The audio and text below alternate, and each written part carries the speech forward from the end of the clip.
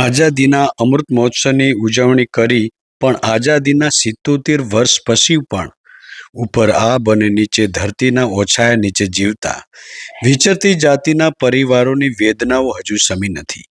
આજે પણ પીવાના પાણી, રહેઠાણ અને વીજળીની સુવિધાઓના અભાવમાં જીવતા ઈસરવા ગામની સીમમાં વસતા આ પરિવારો સરકારશ્રીની કલ્યાણકારી યોજનાઓથી વંચિત અને મીટ માંડીને બેઠા છે.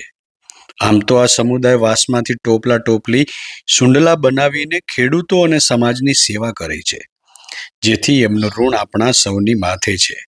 ટેકનોલોજી અને સસ્તા પ્લાસ્ટિકની ભરમાળમાં આ સમુદાયની રોજીરોટી છીનવાઈ ગઈ છે અને આ બહોળો સમુદાય બેરોજગાર બન્યો છે.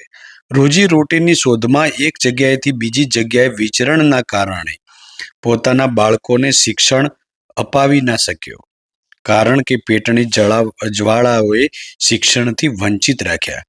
શિક્ષણ અને કુશળતાના અભાવે આજે પ્લાસ્ટિકના તબડકા લઈને ગામે ગામ પેટીઓ રળવા ફરે છે. પણ કાયમ તો આ પ્લાસ્ટિક કોણ ખરીદે? ગામે ગામ ફરવાની વેદના અને નિશાસા સાથે સાંજે ઘેર પાછા ફરતા સાંજ સવારનો ચૂલો ના સળગવો સતત ડર એ ચહેરાઓની કરચલીઓ પ્રતિબિંબિત કરે છે. ગામોથી દૂર રહેતા આ લોકોએ ક્યારેક ગ્રામ પંચાયતનું પગથિયું ચડીને પોતાના હકની વાત ક્યારે કરી નથી. ગ્રામ સભાનો હિસ્સો ક્યારે બન્યા નથી, કારણ કે એમને ગામમાંથી કાઢી નાખવાનો હર હંમેશા ડર સતાવ્યા કરે છે. આભડશેઠ અને લોકોના મેણા સાથે જીવતો આ સમુદાય શું માણસ નથી? એને જીવવાનો અધિકાર નથી?